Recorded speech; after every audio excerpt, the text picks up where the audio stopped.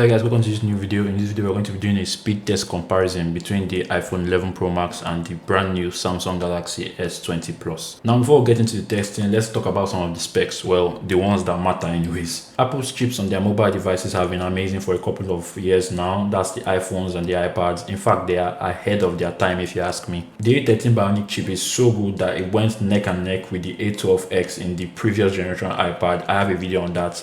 You can check it out by clicking here. And of course, in terms of graphics, this packs the 4-core Apple GPU and 4 gigs of RAM. Now on the Samsung or Android part of things, we have the latest and greatest from Qualcomm in terms of mobile chips, which is the Snapdragon 865 CPU. This also has the Adreno 650 graphics and 12 gigs of RAM, which is 3 times what we have in the iPhone 11 Pro Max, but let's see how that translates into real world usage. Now the first test we're going to be doing is a boot up test, which is not a technical test in any way. It does not suggest that one is faster than the other, but we are here already, so might as well do it.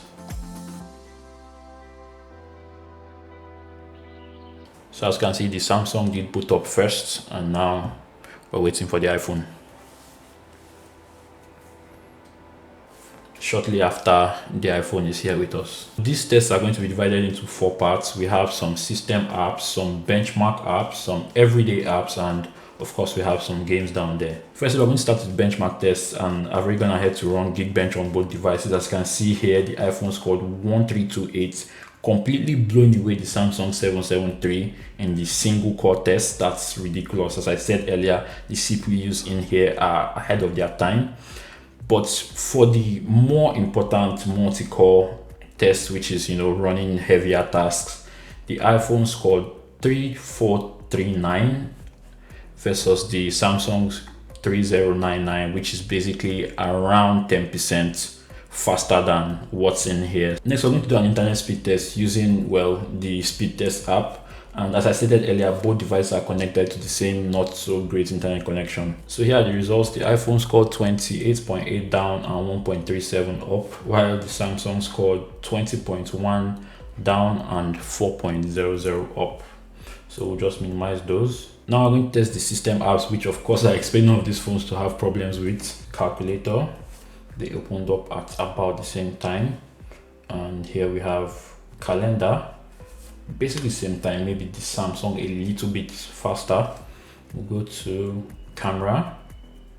I think the iPhone was faster there, maybe. Now let's load up the exact same page on Google Chrome, gsmarena.com. The Samsung is done, and the iPhone is still processing for some reason. Now the iPhone is done.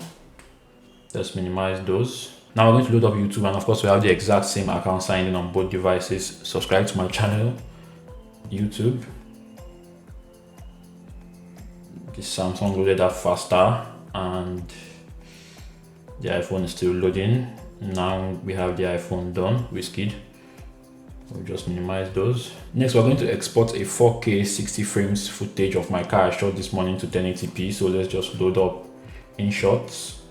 No, I think the iPhone was faster there. The footage is around 21 seconds, but we're going to trim it to 15 seconds each and then export. So we have them trimmed to exactly 15 seconds now. Let's try to export. So we'll just start.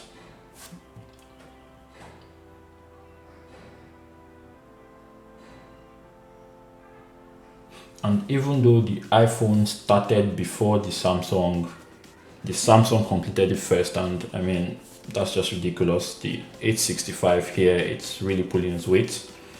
So we'll just minimize those. Now we're done with the system apps, everyday apps, and some 4K rendering.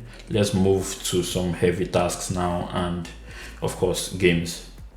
So we'll start with Subway Surf. Loading. The Samsung totally ripped through that, and the iPhone came in very close behind. We'll minimize those. Asphalt. iPhone kind of loaded that up quickly there. So the iPhone loaded that up quicker than the Samsung, and well, I won't say I'm surprised, but yeah. Now let's load up Call of Duty. The iPhone opening it up faster, and as you can see, it's already in the lead. iPhone already in that loading screen, the Samsung catching up, and let's see what happens here. Samsung seems to be in the lead now, and the Samsung just edges it from the iPhone. Very, very close there, closest so far, I believe. And now we're going to load up PUBG.